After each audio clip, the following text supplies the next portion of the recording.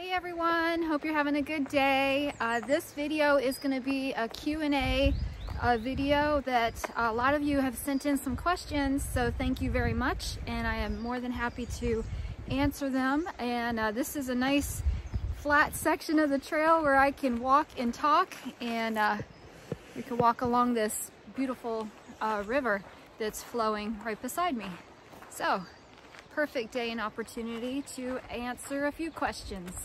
So let's get right to it.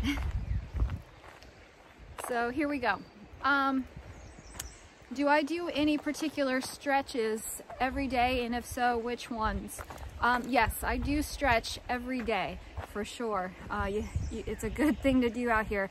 I don't do a lot of stretching, but when I get into my tent at night, I always do a point and flex and a roll of my feet, and I do that all the time. Like, I'll even wake up in the night and roll my ankles and just kind of loosen them up. And I also, when I'm laying on my sleeping pad, I'll bring my knees to my chest and try to stretch out my lower back. That seems to help a lot.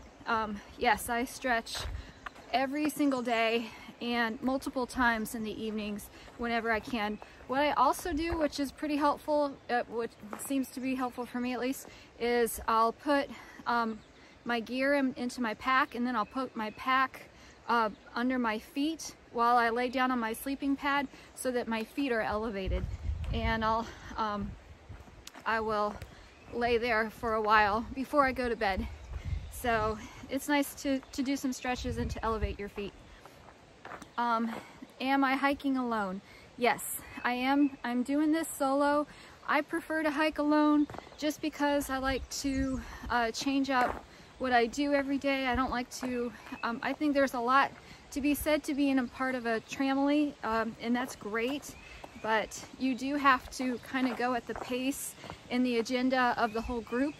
But I prefer to be on my own. I do a lot of stealth camping, so I'll just hike all day until I feel tired, and then when I'm done, I'll just find a spot and set up my camp and stay there. I kind of like having that flexibility to do that. And I don't go into towns very often.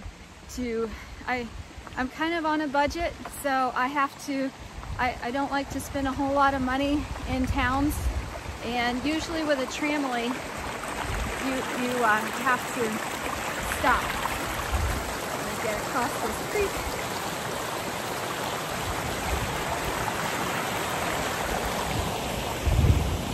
And so yeah, it's kind of nice to be a solo hiker for those reasons, just to kind of do your own thing and be on your own time frame and time schedule, and not have to spend so much money by going to towns and staying in towns so often. But yep, so that's what I do.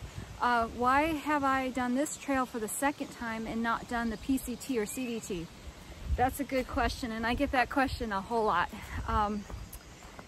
So first of all, okay, it's a long answer. I'm gonna try to slim it down. The Appalachian Trail is an amazing trail. It changed my life in 2018 for the better, and I wanted kind of a reboot of doing it again. I wanted to go a little slower on certain sections that were really amazing. I wanted to see certain things again, experience certain things again, and this trail just was really calling to me to do that. I do want to do the CDT and the PCT eventually. I hope to. So that is future plans. Somebody asked that. And some other trails too. I want to do the long trail. I want to do lots of trails. The John Muir Trail. So yes, definitely want to do those things. But the Appalachian Trail is closer to my home, and I felt comfortable doing it again because of that. Also, in 2018, I did a lot of writing, and of course turned that whole journey into a book. And this time I am vlogging, as you guys are enjoying. And I'm new to vlogging. I had only started this channel about 2 months, if that, before I came out here. So I wanted to videotape stuff on a trail that I was familiar with, to learn this whole YouTube thing. I'm new to it, so I'm kind of figuring it out as we go. So that was some reasons, and I just I love this trail. This trail is very challenging, but it's just fantastic, and it's beautiful and amazing, and you can get so much from it.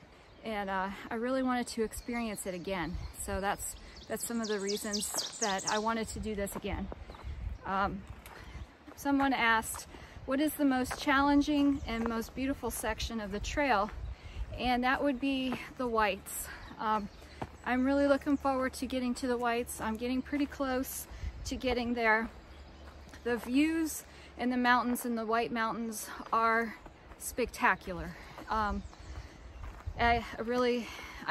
of the reasons I'm doing this trail again is to go through that section again and really embrace it and enjoy it. Go a little slower through there. But it is some tough hiking.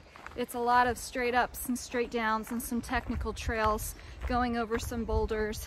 You got the Mahoosuc Notch.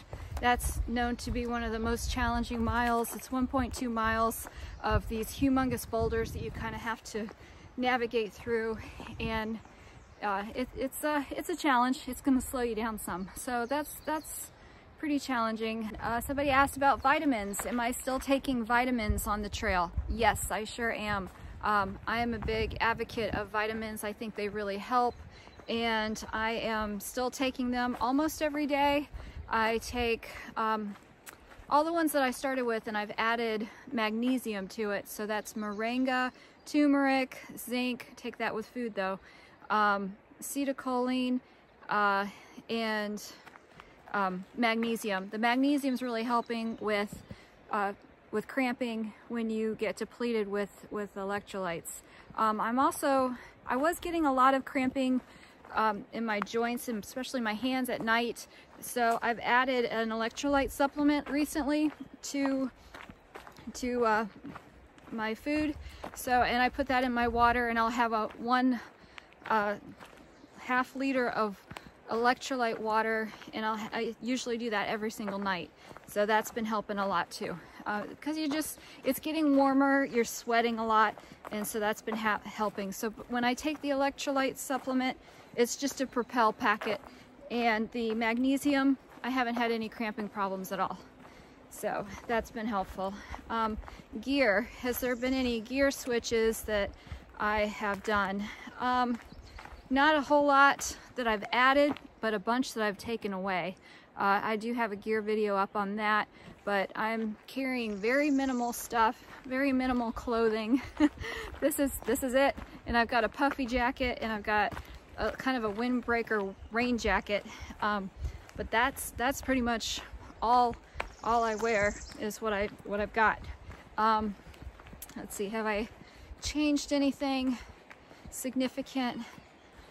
Just got rid of a lot of the winter stuff. Got rid of my cook system.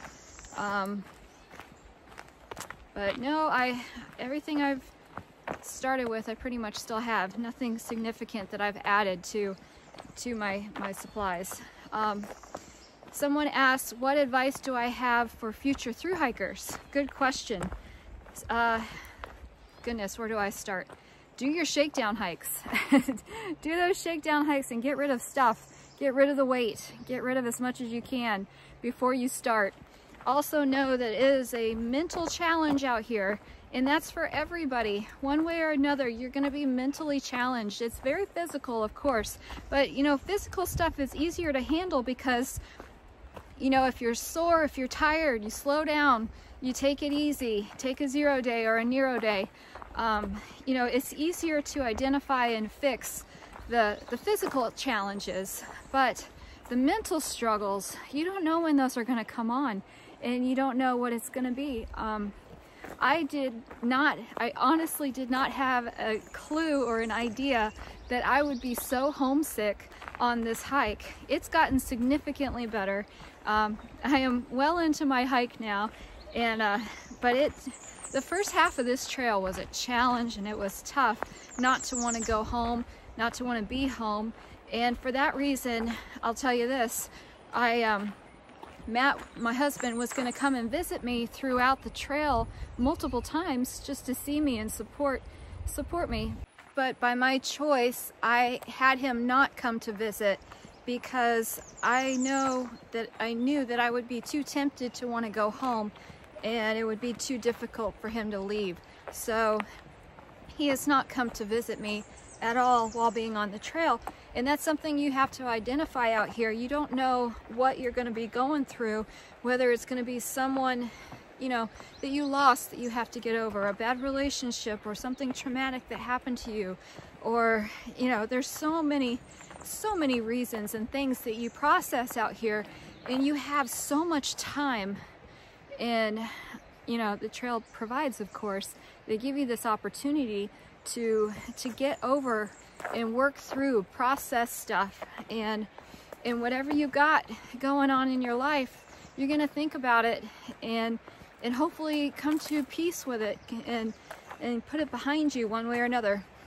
So my advice is the mental toughness and the mental struggle out here is pretty intense sometimes, and be prepared for that. Just knowing that once you're going into the trail, knowing that it's going to be a mental challenge, maybe have a support system, at least one person at home. Matt, my husband, is mine. Someone that you can call when you're having a bad day or a down day, that you can talk to, that you can process stuff with, make a plan with. I also write a lot of notes, things that are going on in my mind and that I'm working on. That seems to help a lot. Also, diverting your mind when you're just having an awful day. You know, it's not bad to just go into camp early, set up your tent, put on a movie you've downloaded, and just kind of veg out for a while, or do whatever you need to do to help yourself feel better and what you need to do. So sometimes that's taking it easy, slowing down, whatever. But know that it's not just physically challenging out here, but it is very mentally challenging out here. So keep that in mind and be ready, be prepared. This trail will change your life, and hopefully for the better, in many, many ways. It provides so much for you to experience out here in so many ways. It's worth it, all of it, the struggle, the challenges. It's all, in my opinion, it's worth it, and it helps a lot. But you need to know that you got to just keep going. Don't quit on a bad day. They always say that, but you know, things will get better. The weather gets better. Your physical pain that you go through, shin splints, blisters, whatever the case, it gets better. And your mental tough days, whatever you're working on, it will get better. You just got to keep going, and don't give up and don't stop. So that would be my advice. Is it's going to be hard. Keep going. You can do it. Someone asked, as an ultra runner, do I get the urge to run on the trail? Absolutely, I sure do. And I do run. When my pack is a little lighter, and when I'm getting closer to town and it's not as much weight, and I do jog, lightly jog on the trail, and I do that quite often. Not for long periods of time, but like on the flats or on the downhill when it's nice and smooth and the trail is nice like it is now. I will break into a little bit of a jog here and there. So yeah, not all the time, but here and there when I can and when I get the urge to. Someone asked what do I do? Have I ever gotten depleted, exhausted, or had an injury? And if so, what did I do? Absolutely, I sure did. I've had 2 days out here where it's been really hot and I sweat a lot. Or those 2 days I excessively sweated, and I was just exhausted, just really depleted, low on electrolytes. I had felt it before, so I knew what was happening. So and I felt terrible the next day too. So I just slowed my miles. I did a little less mile, went into camp a little earlier, and I was able to get some electrolyte supplements and drink a lot of water, but drink electrolytes, and I took some magnesium and just tried to fuel up on food. Sometimes it's just lack of calories. So yeah, and then it took about 2 days and then I started to feel better. But you got to be careful out here when it's really hot and you're sweating and doing bigger miles. You just got to be cautious of that. As far as injuries, yes, I've had some shin splints that were annoying, and I rolled my left ankle early on this hike, so it was a light sprain, and that was uncomfortable. But I didn't push myself too hard. As far as I didn't stop. I continued to hike every day. I was cautious with where I stepped, and I just kept going. The shin splints eventually went away as my legs got stronger. The sprain on my left ankle eventually felt better, but I was babying it, and for a while I was wrapping it with some sports tape just to stabilize it a little bit more, and that did help. But at night I would try to elevate my feet and do some stretching, and that seemed to help. And now it's all cleared up. No shin splints, and the ankles are strong and good. So that's pretty much what I do, or what I did. But nothing other than that, no other major injuries, just to be careful. Someone asked, do I get scared out here? She wants to hike this trail alone and wanted to know if I've gotten scared. I sure have. I do prefer to hike alone. I'm doing this by choice, out here on my own and doing it solo. And the only thing I am really afraid of is people. You can't control them. You can't predict what they're going to do. As far as the trail and being in the woods and the animals, no, I'm not afraid at all. I mean, I'm cautious. When I set up my tent, I look for the trees. I don't want any trees blowing on top of me when I'm sleeping at night if there's going to be a storm. You know, you just have to have common sense. You know, filter your water and check for ticks. I found 2 ticks on me yesterday. One was attached and one wasn't. So I'm watching for a rash on that one, but hopefully it's okay. One was not attached yet, but we're in tick season now, and they like to be in these leaves. But I am cautious with people. I'm cautious with other hikers, especially if they don't appear to be hikers. I'm cautious in towns, and but you can hike this trail alone. You can do it solo, as a woman, as anybody, but you just have to be careful and be on guard and not be so trusting of people. I have had the tendency to be gullible in the past, so I do try to be more aware of my surroundings and to be cautious and careful. Many times I have gotten to a shelter or a location where I wanted to spend the night and just didn't get the right kind of feeling here and there from people that were there, and I just moved on. And it's not a big deal, but if you do get that kind of feeling, then always listen to your gut and your instincts and go with that. And then so far, but most of the people out here are amazing. The other hikers and day hikers, section hikers, through hikers, they are awesome people with amazing stories. And that's part of the experience out here, is getting to know other people and hearing their stories. So I would say 98.5% of the time it is a great experience with people and nothing to worry about. But you always have to be careful and cautious of those people that are, you know, a little off.